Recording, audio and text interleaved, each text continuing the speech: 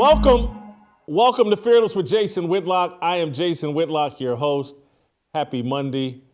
Hope you had an awesome weekend. Hope you said hello to your mother on Mother's Day. Fantastic show planned for you today. TJ Moe in studio with us. A round of applause.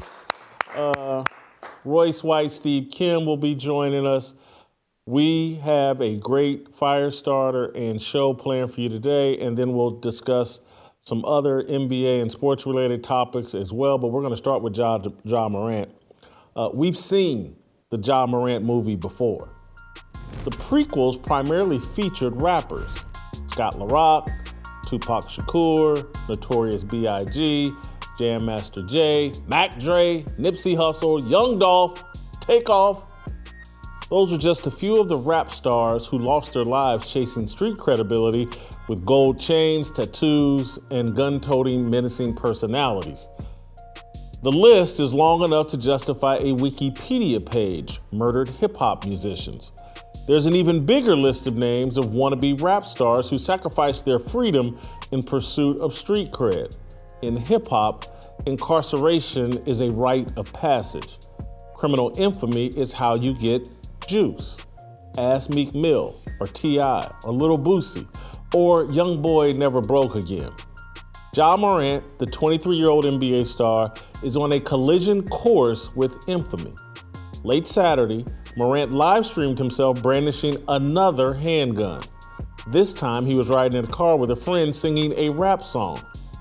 Sunday morning, the Memphis Grizzlies announced they had suspended their star guard indefinitely. It's Morant's second suspension in 2023.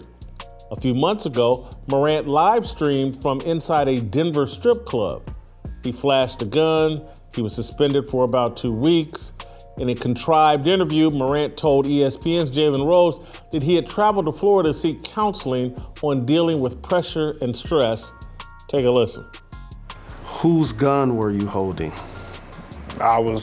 Felt like, I was releasing stress, and I felt like it was healthy for me, which it wasn't, and that caused me to do some things that, I shouldn't have. The gun wasn't mine. It's not who I am. I don't condone any type of violence, but I take, full responsibility, for my actions, and I can see the image, that I painted, over myself, with my recent mistakes, but in the future, I'm gonna show everybody who Ja really is. The pressure Morant is dealing with is his desire to be the Tupac Shakur of basketball. It's a desire that has afflicted many young black men since the 1991 release of Tupacalypse Now, the rapper's first album, and the 1992 release of Juice, the movie that exponentially increased the rapper's fame. Allen Iverson was the first basketball star to impersonate Shakur. In 1993, at the age of 17, Iverson served 4 months in prison for his role in a bowling alley riot. Iverson's NBA career started 1 month after the murder of Shakur, 1 month after Hollywood and the music industry began turning the dead rapper into Nelson Mandela, Malcolm X, and Martin Luther King Jr. rolled into a single blunt.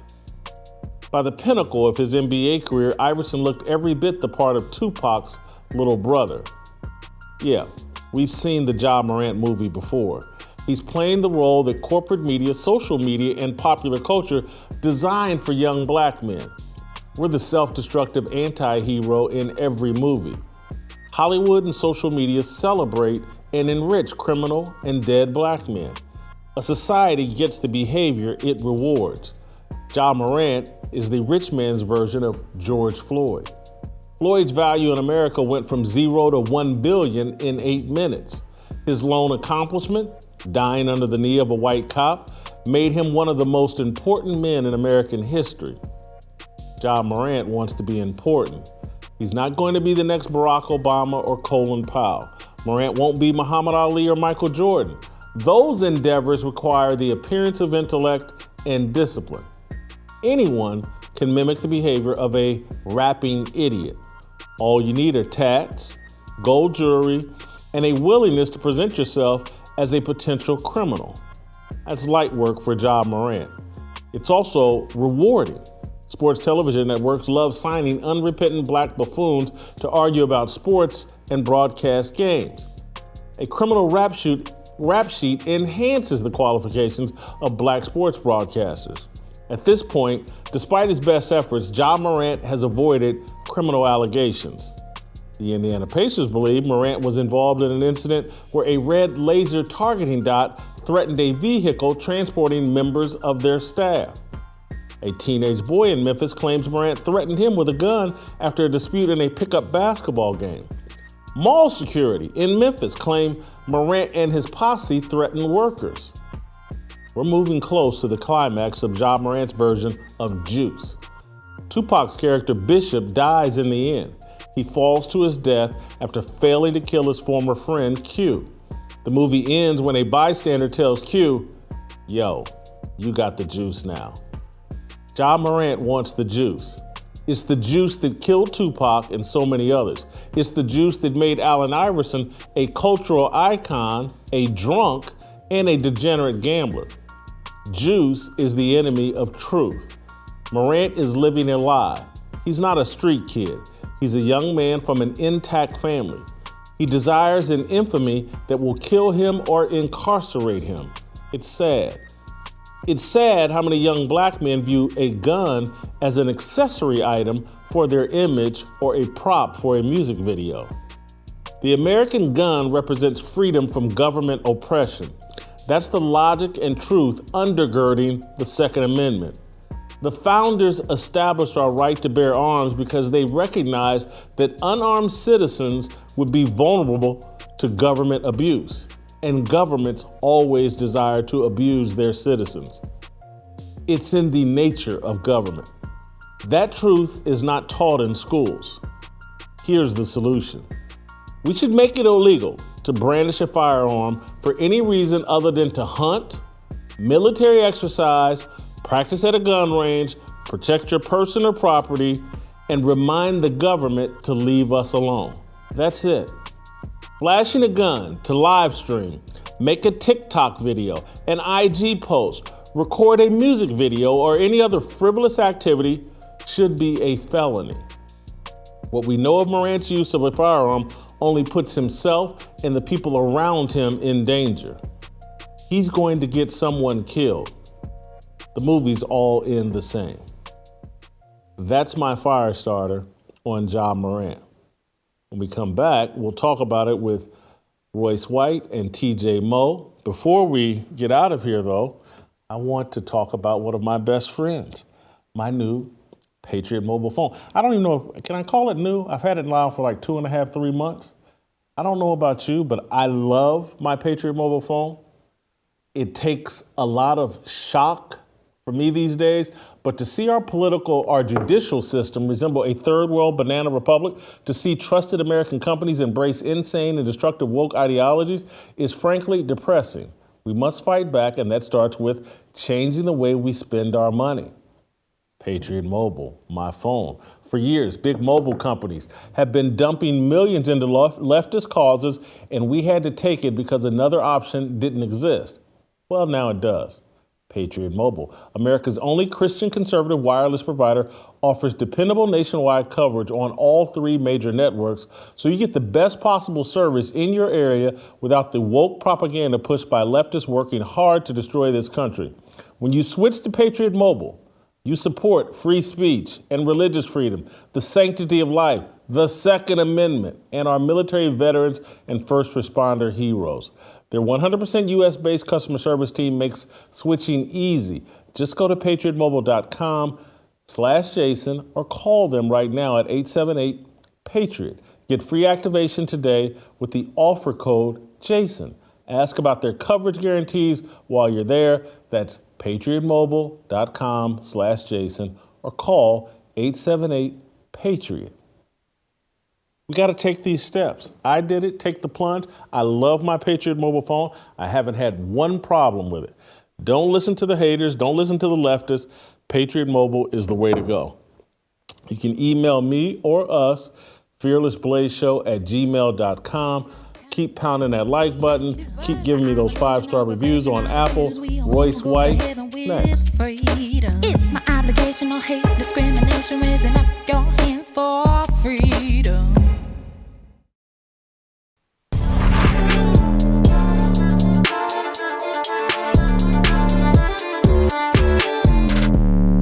All right, welcome back. Time for some Morpheus. Time to roll out to Minneapolis, bring in Minneapolis's own Morpheus, Royce White, to join TJ Moe and I. Royce, welcome back to the show. You just heard me argue that Ja Morant basically wants to be Tupac Shakur. I'm arguing that Tupac Shakur has had an incredible influence over young black men, and particularly young black athletes, ever since he hit the scene in 1991 and had that brief 4-year career as a rapper and movie actor. Am I making too much of Tupac's influence over young black men? Well, no, I think Tupac had a huge influence on black communities all across the country. Really, Tupac had a major influence on people all around the world. I think hip hop as a culture has had a huge impact on black communities and a huge impact all around the world. So no, I don't think you're making too much of it at all. I think it's even deeper than what you said so far in some ways, because, and I always go to politics. People are like, well, everything's not political, but it is political, and this is especially political. As a matter of fact, this is the sine qua non of the whole deal, and it's the well that never runs dry.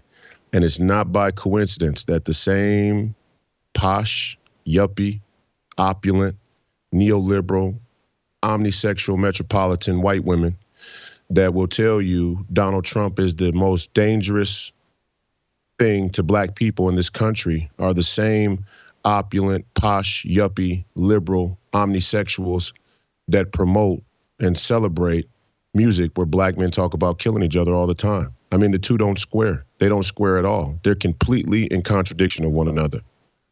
This entire mainstream media industrial complex will tell you that Donald Trump is the biggest threat to black people in this country.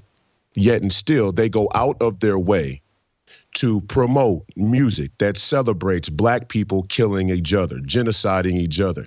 The two doesn't square. What it says is the mainstream media industrial complex thinks black people are fucking stupid. They really do. And that might be the greatest example of racism in the modern era, is how stupid they think all black people are. Let me ask a controversial question. Mm-hmm. Are we that stupid? Because we're going for it. Well, I mean, the proof is in the pudding. I mean, I think two things. One, I think at mass. Well, let me offer this as well. I'll go one layer deeper than that, if I can, please. I love you. I got the directive, but let me go one layer deeper. This is personal. You got to realize this is personal for me, Jason. I know. Go. You're not off topic. You're not off topic. Because I'm a young black man. I came from a neighborhood, a street just like this, a neighborhood just like the black communities that are plagued by this type of brainwashing, conditioning, contradiction. I came from there. I got friends that died, that were shot and killed from there. They didn't make it. We grew up together. My son, who's 12 years old, I came up with them at that age in the 3rd grade when we were as innocent as you could possibly be. And 5-6 years later, they're no longer were here. So it's personal for me. And it's personal for me from a greater political sense as well. So let me go a layer deeper.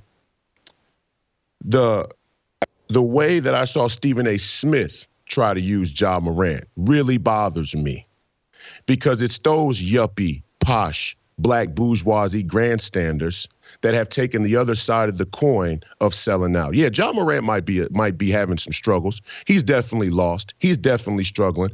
But the premise that his behavior should be predicated on his economic and financial opportunity is the telltale sign of a sellout, is a telltale sign of a man who went on national television and said that every morning he wakes up and thinks, how can I make my boss money so I can get some of it? Well, all of us don't think like that, you sellout mother.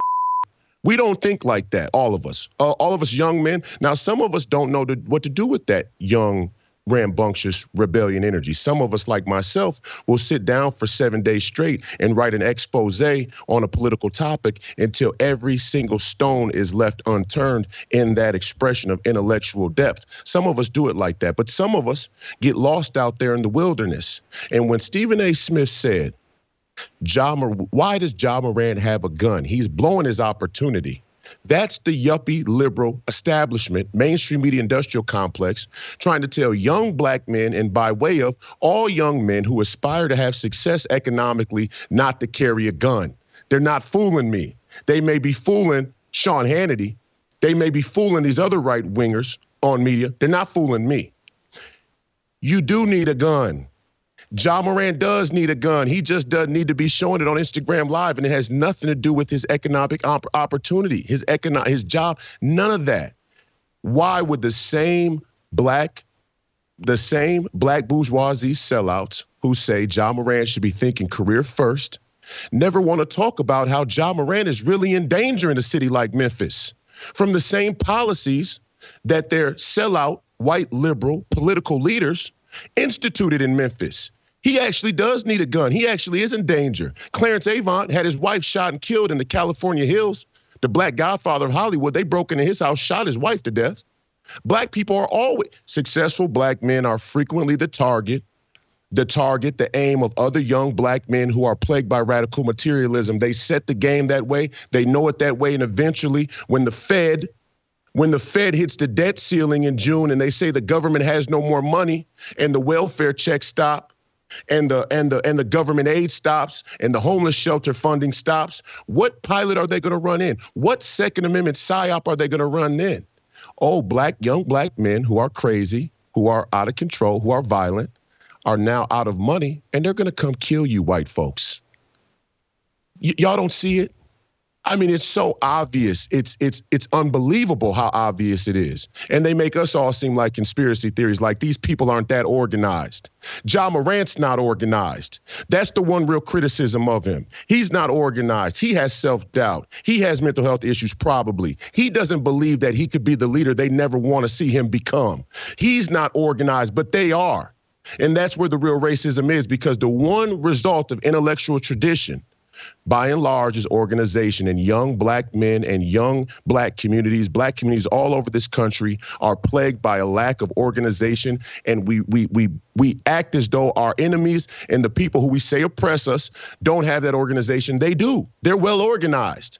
All hail King Charles. They're well organized. Okay? I'm sorry. I'm passionate about this. You're not off topic, Royce. You just have unpacked it. I'm going to simplify or bring your argument down to a layman's term and bring TJ into the conversation at the same time. What you're arguing is we've been miseducated, and Stephen A. Smith is there to continue the miseducation of the American Negro. It's G. Carter Woodson's book.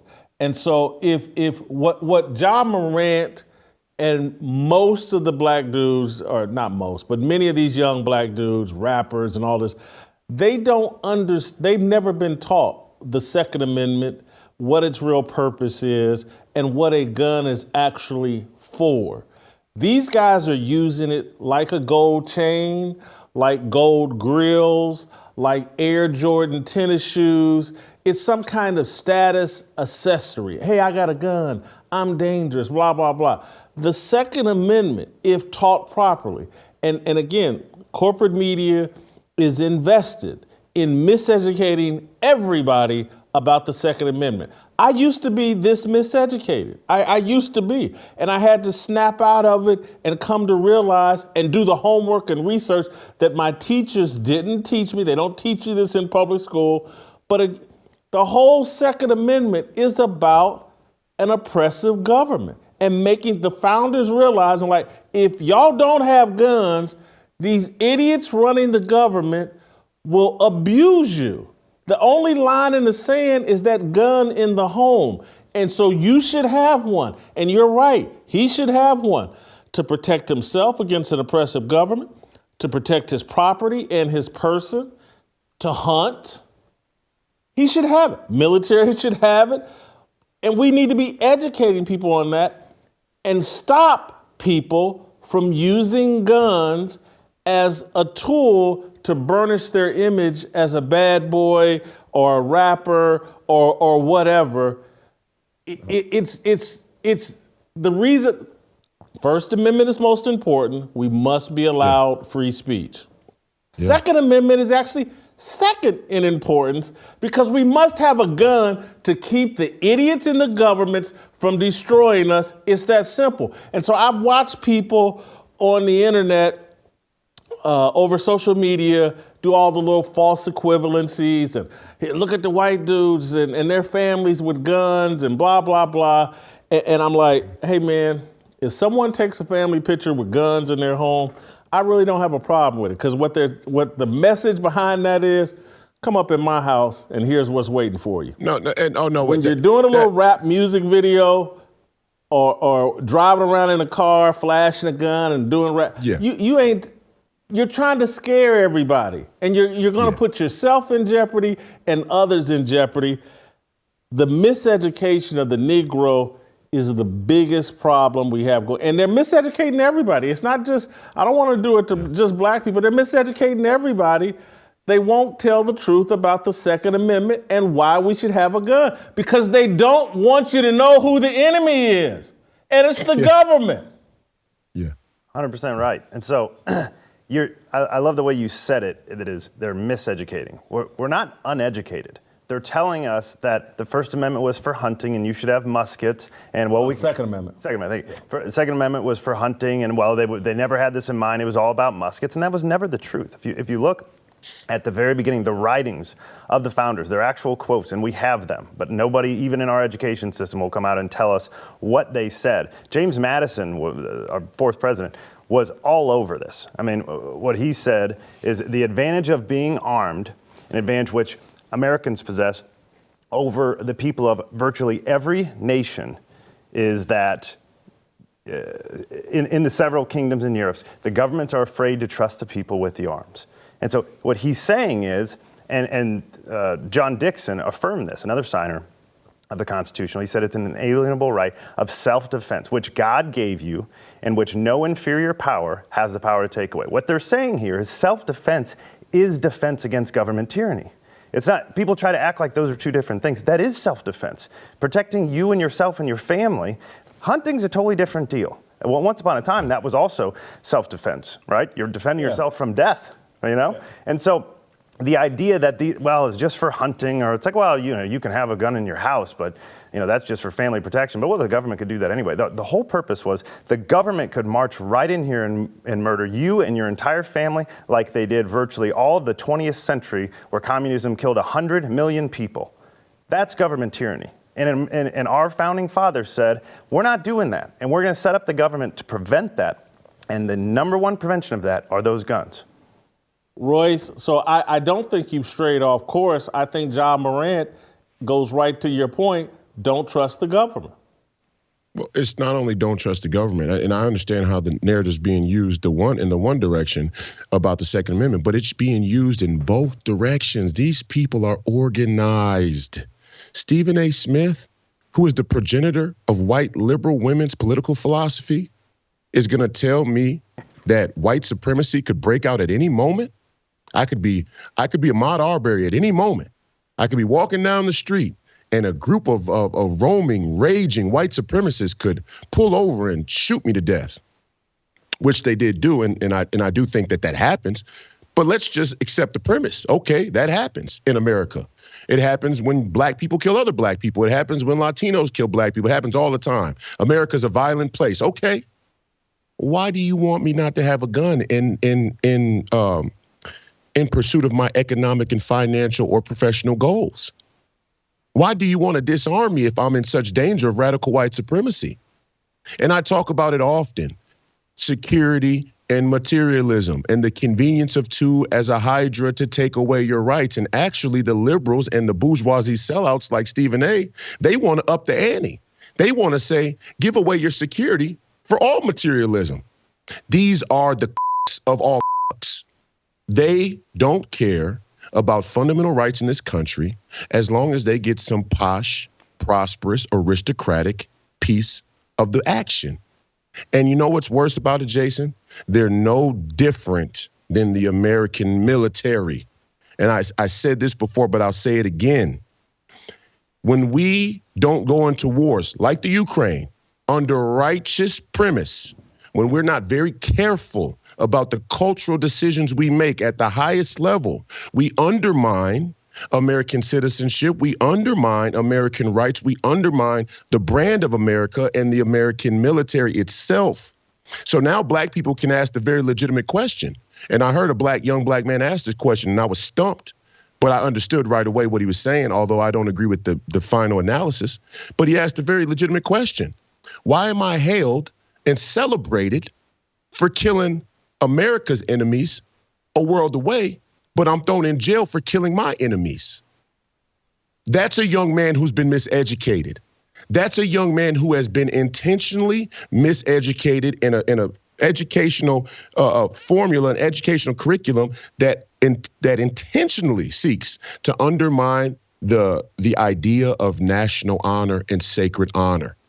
He thinks to himself, why would I sign up, enlist in the army, go kill some Iraqis in a war we never should have been in the first place, and then we come home and every time the anthem is played, we're all supposed to bow and celebrate this anthem like this war wasn't corrupt, like the real tragedy and disgrace against our nation's troops was that our political elites sent our young men to die from IEDs when they never should have been there in the first place. That was the real disgrace towards the flag. That was the real insult to the troops' memory. Why can I go fight in that war and be celebrated when I die for that war? But a young man down the street who's never liked me since we were 7 years old and wants to rob me because I have a chain he likes or a girl he likes, and now I had to kill him first before he kills me. Now I'm thrown in prison. Now, the final analysis as a Christian man is, you don't let what other people do in their contradictions dictate your morals, your values, your ethics, your behavior, because you got to answer to God. But in a radical materialist culture and society, you only have to answer to whatever is economic or financially advantageous. So they set the game up this way, and the neocons are at the head of it. The military-industrial complex is at the head of it.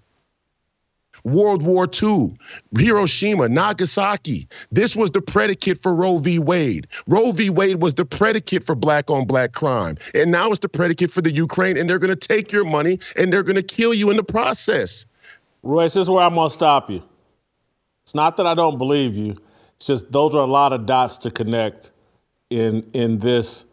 And so I just want to hit pause, and we're going to need more time to unpack all of that. That's a lot of dots to connect. Not that I disagree, but it's just a lot. Only thing I want to hammer in this conversation, because I want even a baby to be able to understand everything you talked about in terms of who sent your kids off to war in Iraq.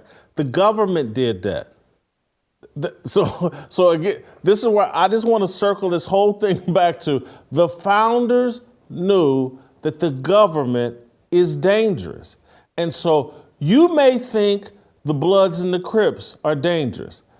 They don't have nothing on the government, nothing. The government will drop more bodies than the Crips, the Bloods, the Vice Lords, the whatever biker gang you can think of, whatever, all the criminals locked up in prison will not drop more bodies than the government will. Yeah. It's not even close. And that's not why close. They wanted us to have a gun so that we would have something to tell. Not here, brother. I own this house. I own this piece of property, even though they keep the property taxes going and all that other stuff. But they were set up so that we would have these little patches of land that were ours, and like, y'all can come over here if you want to, but I'm gonna go out like David Koresh and Waco and whoever. And that's why I get people don't. The truth about Waco and what's that other one? Ruby Ridge that I just watched a documentary over.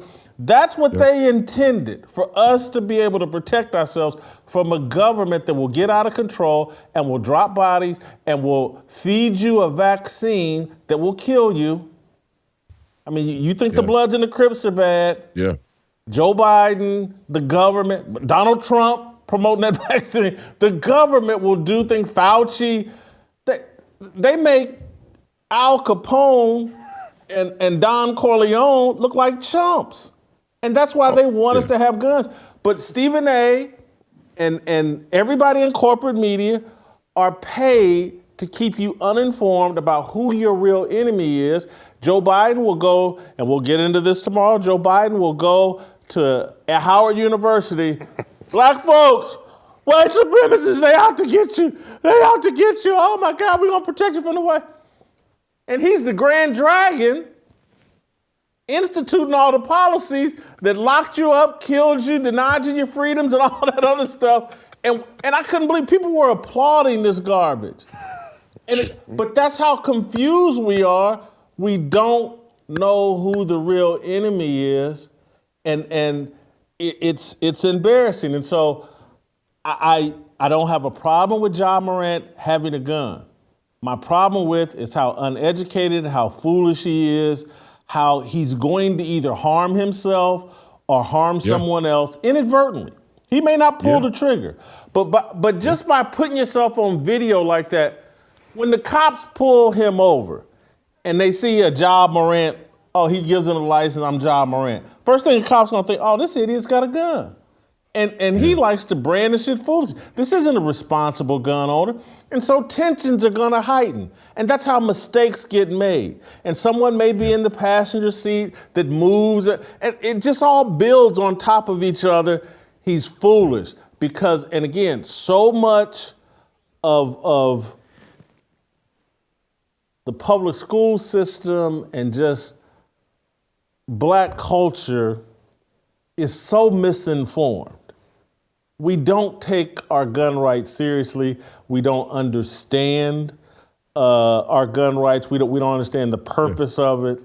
And I see young kids out here just setting themselves up for danger and failure and potentially putting someone they love or care about in harm's way as well. There is one thing, because your final paragraph of I don't know if I can get on board with it should be a felony. Yeah. There's dudes on YouTube, they're gun educators, right? There's all sorts of stuff. What I will say is this, a good rule of thumb, if you've got a gun, and the people who teach you concealed carry and all this, they'll tell you this. If you see my gun, it's probably the last thing you're ever gonna see. And that should be how everybody treats it. You're not gonna see my gun until I'm about to kill you. That's the only time you're gonna see it. And that's how every person should be treating their gun. And I know Missouri's got open carry, it's out on your hip, but I'm telling you, I got a gun on me most of the time, virtually everywhere I go if it's not a federal building. Nobody's ever seen it. And if they do, they're gonna wish they hadn't. And that's how everybody should treat their guns. Yep. I agree with Royce. I'll give you the final say. I want to say this. Make no mistake about it, Jason. I'm not trying to. We talked about the government being more dangerous than the Bloods and the Crips. Let's not talk about the vaccine. Let's talk about the gain-of-function research that led to the virus in the first place. That's killed millions and millions of people all over the world. So that's the first thing. That's the pin to drop. But I'm not absolving the Bloods or the Crips. I want to start to be America's mirror. Okay. I have seen the enemy, and the enemy is me. Black people aren't whole. The plague of black communities isn't wholly miseducation. Yeah, we've been miseducated. We accepted it. We like it. And we even pretend, in many cases, let me just be transparent. In the neighborhood I come from, we use this as a crutch. We pretend like the miseducation is at the heart of the problem, the wickedness. I just mentioned it because your right-wing conservatives like to act like it doesn't exist. They like to act like the neocon, neoliberal media machine isn't at work, and I don't like to give them that clemency. But us black people know very well why we've bought into it. We know why we've signed the terms and conditions. We know why we signed the dotted line with ESPN, so we could wear the posh double Windsor knot silk tie like Stephen A. Smith and the spray-on hairline. We know why we did it. We like the money. We like the high. We like the high. And even more so, we like the sense of feeling like we're equal to the same white oppressors we say are evil. You can't out-white supremacy the white supremacists. That would make you a sellout. Just like you can't out-Democrat the Democrats, you rhino sellout, excuse my language. You can't outdo evil.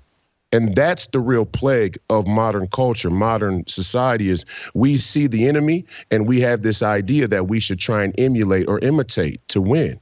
No, we got to go back and find some righteousness. That goes for black communities, that goes for citizens all across America and free people all around the world.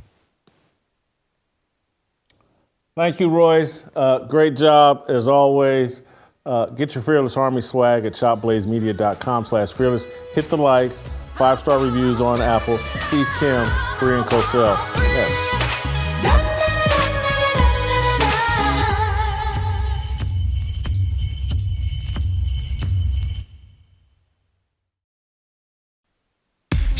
모두 다 빨리 박수 쳐 기다리지 말고 서둘러 Reason that I'm back is to feed you raps I see that you are 배불러 So fly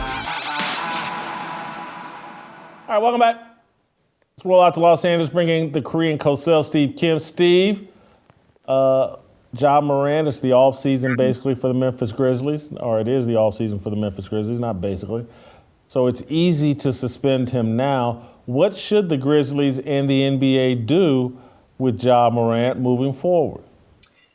That's a great question, because as you said, what good is suspending somebody when they're basically on vacation during the off season?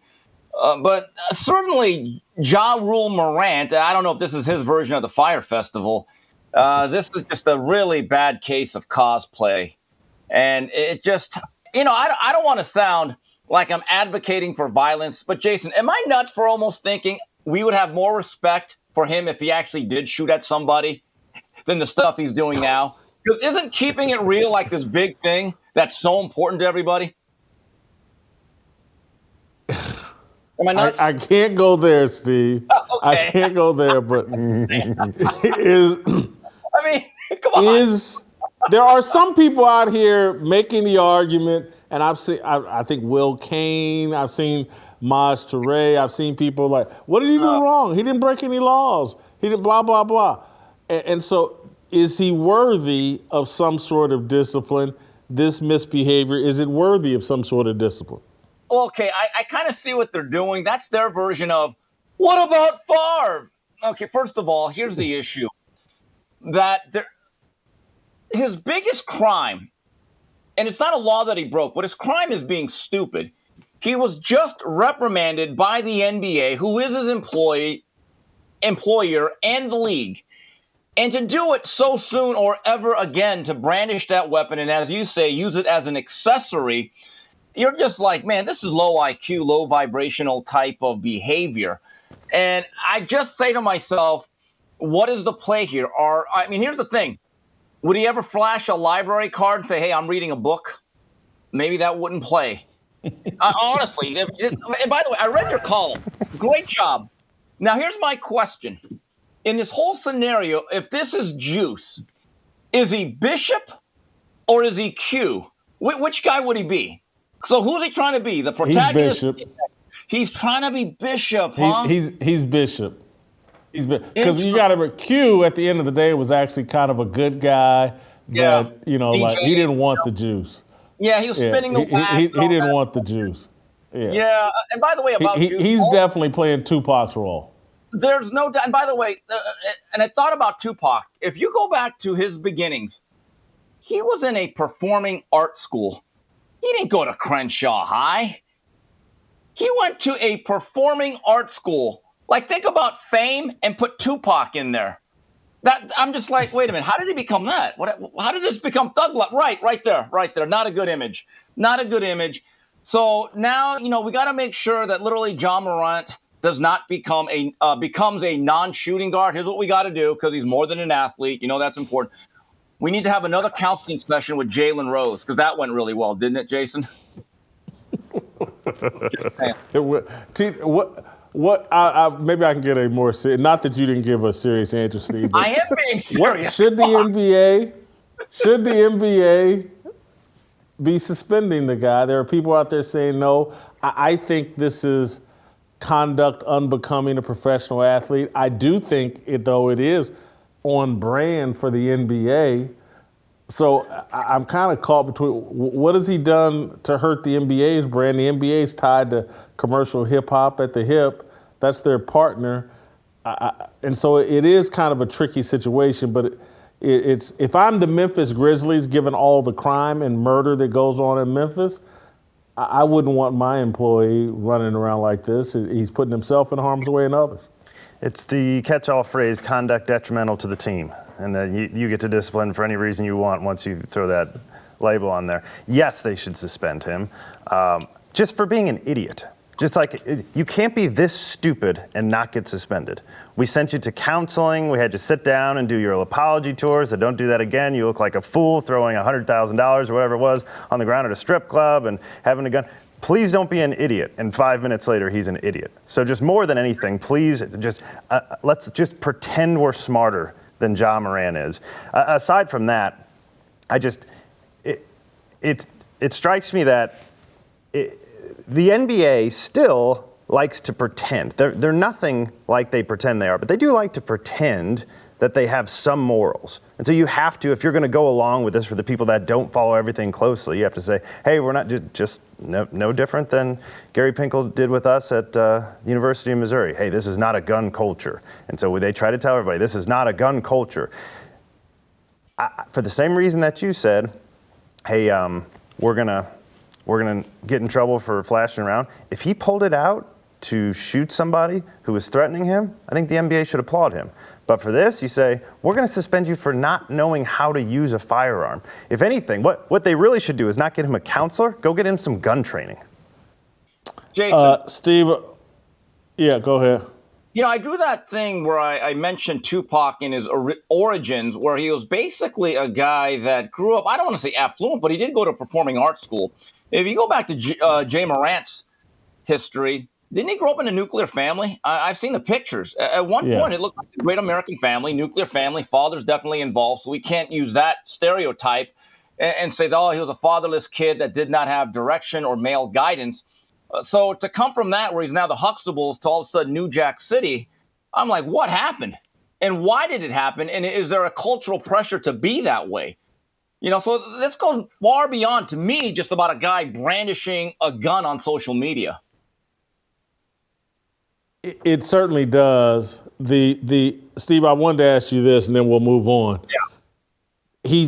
There's another path. If you don't want to go with the Tupac path, he certainly looks like the second coming of Antonio Brown.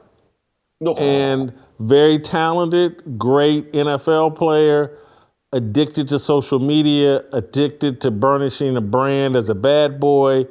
Do you think that, and I mean, when you go read all these different things he's been involved in, accused of, it sounds like AB all over again, no? That's an interesting comparison, because I do wonder, and again, this is not a cop-out, it's not an excuse, but are there issues neurologically with AB? I get the sense that there is, but again, it's not an excuse. Hey, I'm just saying. Okay, well, that's also a That's condition. a neurological issue. It is. You're right, but it just got me to thinking. You know who I really respect more and more, and I used to hate him back in my younger, more rebellious days, but he stayed true to himself. Grant Hill. Grant Hill was as suburban as Carlton, right? Calvin Hill was his father, great NFL running back for a spell. His mother, I think, was roommates with Hillary Rodham Clinton, and then she was very posh herself. And everyone knew that, hey, this is not a street guy. He's not ghetto. He's very suburban. He lived in a cul-de-sac, probably 2 stories. I remember one time I heard a story, Grant Hill, that one of his Christmas gifts was a pencil sharpener and like a calculator. I'm saying, man, that guy's an honorary Asian kid at that point. I'm going to tell you that. And you know what? He never veered from it. He never veered from it. And he just said, this is who I am. I'm going to honor my family's background and the sacrifice they made, and I'm me. And when I look at Grant Hill, I look at a fully formed, developed man. Now you got me. I want to look up when Grant Hill's actually older than Allen Iverson. Yeah, came out a year or two ahead. Stayed all 4 years at Duke. Graduated in '94, I believe. Yes, first NBA season, 94 and 95. And so Grant Hill is in college during Tupac Shakur's rise. Tupac starts in 1991. I think Grant Hill hits Duke at 92, 93, 94, probably in 91-ish. So a little, and not that I think Grant Hill's foundation from his parents was so strong that he would have never gone that direction. But you're right, my respect for Grant Hill and what his dad and them instilled in him through the roof.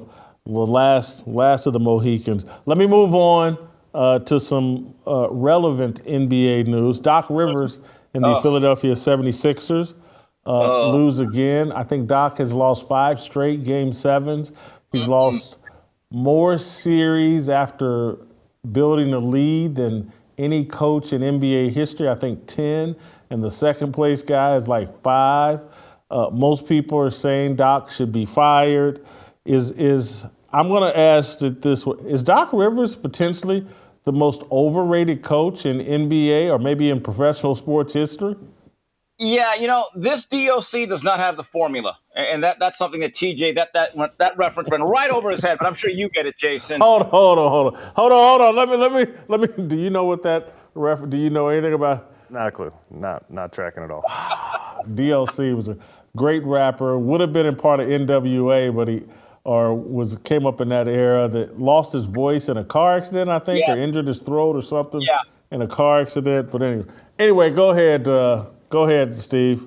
I have a question. At what point does he no longer get to live off the cachet of 2008, his one NBA title where they had a stacked team when they added Kevin Garnett, Ray Allen, and Paul Pierce, when they were obviously the best team in the NBA from Game 1? This is an alarming trend that he cannot finish off series and he blows series. I mean, that doctor right there should be sued for malpractice. And in the irony of ironies, now he is making the whole city of Philadelphia cry. It's bad because if you read the timeline of all my friends from Philly, they all want Jay Wright, the former Villanova coach. They are so out on not only just the coach, Doc Rivers. There's some questions now about that supposed MVP of theirs.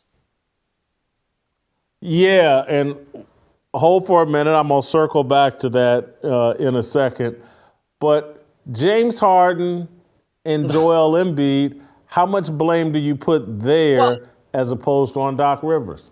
Well, they are the players. There's an old saying, players win games, coaches lose them. But it is a partnership, especially in the NBA, where one or two dominant players can carry a whole franchise. We've seen it before, and it's happened recently. But why are we surprised by James Harden? He is the ultimate stat-grabbing, stat-compiling regular season player who has disappeared in key moments. Now Embiid, coming off this trophy that he won, I will now demand a recount on behalf of that young fella in Denver. Oh, my goodness. That was not a good look for him yesterday, while Jason Tatum adds to his playoff legacy with 51 points. I just watched a little bit of that game, and I'm thinking, wow, Philadelphia was never in this game. And I just wonder, has the process really come to an end? Since you're there, I'm going to stay there. I think at this point, with Embiid out, with Giannis out, Kendrick Perkins owes Jokic an apology, no? I'll say this again. If you did a recount, and I'm not talking about 2020, I really wonder in the heart of hearts if anybody who voted for Embiid with a guilty conscience kind of says to themselves, oh, boy, I don't know about this. I mean, by the way, our guy Mark Jackson, I love Mark. God bless him. He sinned. He left Jokic off his top 10. Oh, my goodness. So anyway, look, this is going to be interesting because I've always wondered, we can have that argument. The MVP award is solely about the regular season, game 1 through 82. And I think it's kind of interesting that most awards, or all these awards, never take into account the postseason where it really matters. I've always found that a little bit interesting and dubious. Steve, here's where I'll disagree with you. It's an MVP regular season trophy. I think there's a pretty compelling argument that a center who came within a whisker of averaging a triple-double. I think he just fell short in the assist category. He should have won the MVP just for being the MVP of the regular season, and that what's transpiring in the playoffs is just proof of that. But Kendrick Perkins playing the race card the way that he did, I think, through the vote. And I mean, like, I think Embiid won like 75 of 100 first place votes. The thing should have been close. Yeah. That's what's disappointing and problematic is a guy plays the race card, changes the whole vote, and now we get here through the playoffs, and it's pretty clear to me who the MVP was. You know what would be funny? Now, look, I don't know what Joel Embiid sounds like, so I can't really do his impersonation. Could you imagine his speech, though? He gets up there, commissioner gives him the trophy, and he says, thanks, Silver. I want to thank my teammates. I want to thank the coaching staff. I want to thank the fans of Philadelphia, and most of all, I'd like to thank Kendrick Perkins. You made this happen. Now, that would be gratitude. I would give him some credit for that. Let's move on to Golden State Warriors, eliminated this weekend by LeBron James and the Los Angeles Lakers. The Warriors looked awful down the stretch. Steve Kerr at the end of it says, look, man, this team maxed out. We weren't a real playoff championship contending team the whole season. I'm not surprised by this. Jordan Poole looked awful. Draymond Green, very inconsistent. Draymond Green looks like he's in love with LeBron James. Didn't play with a lot of passion and fire during that playoff series. Is the Warriors deal over? Is this the end of Clay and Steph, perhaps? Certainly it feels like the end of Draymond Green. Is the Warriors deal, is it done?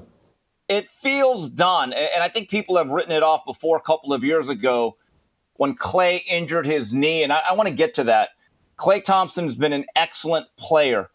But watching him the last couple of games miss one open shot after another that he generally hits at about a 70% clip, it seemed like, he is now at the Muhammad Ali facing Larry Holmes stage of his career. He doesn't move that well, and he didn't really move all that quickly to begin with.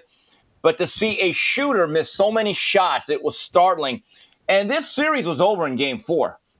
If the Warriors win Game 4, where they had a double-digit lead in the third quarter, and I'm thinking to myself, ooh, they make this 2-2, now they regain home court advantage. And when they blew that game, it just felt like now it's 3-1. They're not going to win 3 straight. But I want to get to this, Jason, because I know me and you are on the same accord when it came to this. A couple of weeks ago when Steph Curry had that big Game 7 against Sacramento, some smarmy guy puts up a video saying Magic couldn't do this. Well, yeah, number one, he doesn't shoot as much. Well, I have a question to that fine guy on Twitter.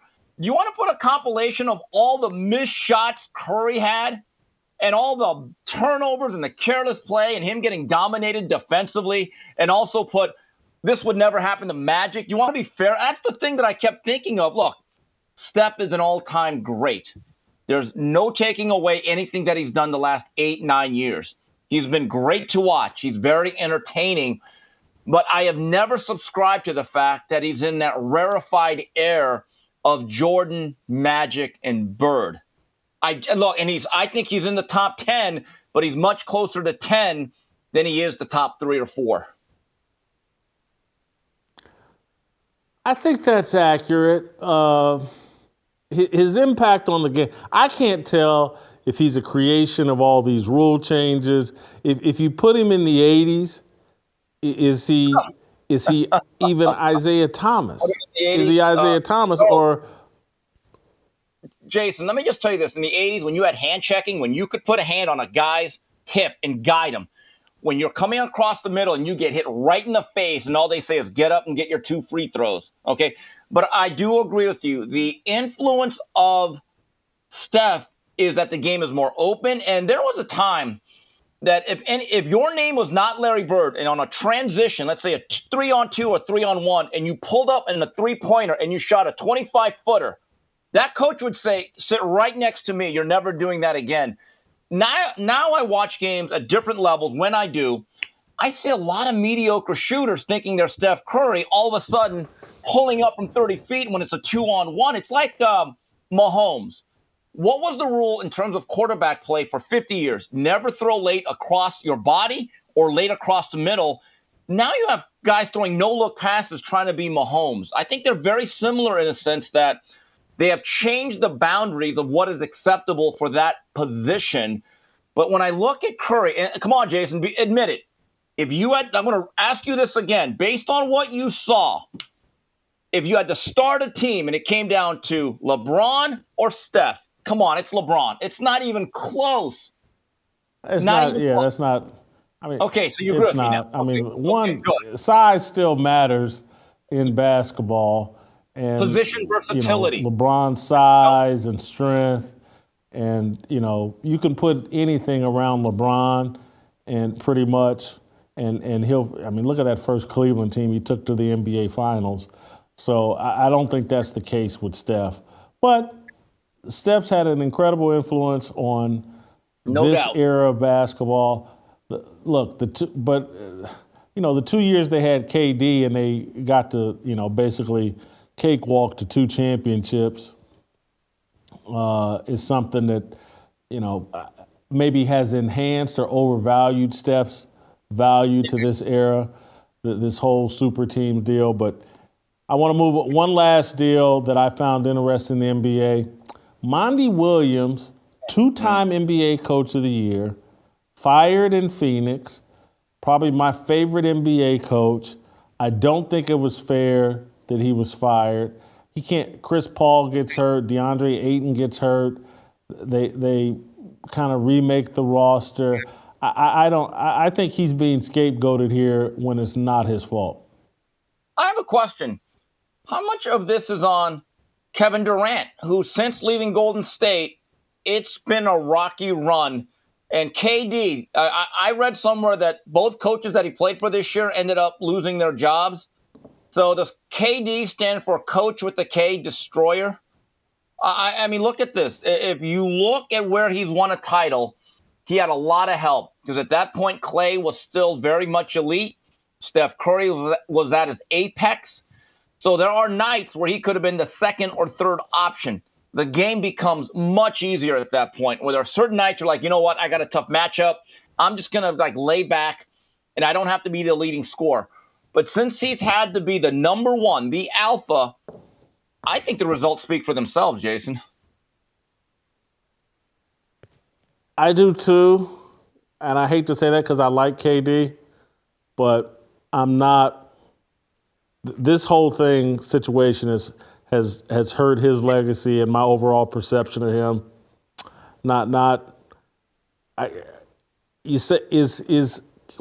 KD's legacy definitely pales in comparison to Steph Curry's. So KD's not even KD, a guy that people were trying, he's better than LeBron and he's the greatest scorer in NBA history. He's not top 10.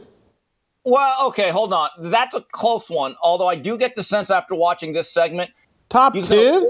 He's top 15-ish. But I really think though, after this segment, one of his burner accounts on Twitter is really going to come after us on Twitter tomorrow or later tonight. But here's the issue with KD. Does he ever get over the top with him as the number one guy? Because if you look at how many years he has played and miles on the odometer, he's much closer to the end of his career than I believe his physical prime. I watched that final game several nights ago. I believe it was Thursday night. That score was 81-51 at one point at home. And maybe that right there, I really wonder what is the Suns thinking. Are they saying KD doesn't like Monty Williams? Monty Williams has taken us as far as we could, or do we just need to placate KD? That's the question that I have. And if you ask the New Jersey Nets or Brooklyn, was it worth it to have KD? I think in their heart of hearts, they'd say, nah, it really wasn't. All right, I'm going to rattle off a bunch of names. You and TJ tell me if KD is better than this guy. Magic Johnson. No. Larry Bird. No. Kareem Abdul-Jabbar. No. Michael Jordan. No one's better than him. No. Kobe Bryant. No. What? Tim Duncan. Oh. No. LeBron James. No. Bill Russell. No. No. Bill Russell? Again, Say no, Steve, so I can move on. I said no. The guy literally won the whole NBA title every year he was in the league. It's tough to put him above that. Did I say Wilt Chamberlain? I've already said Wilt Chamberlain. Wilt Chamberlain. No. So he's top 15-ish. 15 to 20. Hold on. Karl Malone. Maybe. That's a tough one. Maybe. Steph Curry. That's a close one too, but I'd say no. That's 12 guys I just named. He's not better than Jerry West. Jerry, I got another one. My personal favorite, I think, a guy that does not get enough credit, even though he's great in a lot of people's eyes. The Dream, Akeem Olajuwon. I'd say hell to the no on that one. Dr. J. No. All right, so top 25. I'm making There you go. I can admit when I'm wrong. I'm just making it I'm going to give you another one that you're going to, well, I mean, this one's tough, but. I don't think he's better than Stockton. Isaiah Thomas, before you get to Stockton. And I love John Stockton. But Jason, I truly believe that Isaiah Thomas is the best point guard, not named Magic Johnson, and he's the best player at his size or smaller I've ever seen. So there you have it. That's a lot of people. That's a lot. Yeah, I could probably. Artist Gilmore. No, I'm joking. Yeah, so he is. Right now, he's Mr. Unreliable, as that old headline said about 6-7 years ago in Oklahoma City. Mr. Unreliable. All right, thank you, Steve. We're going to move on. Great job. We're actually going to play some tomorrow. And we'll see you guys tomorrow.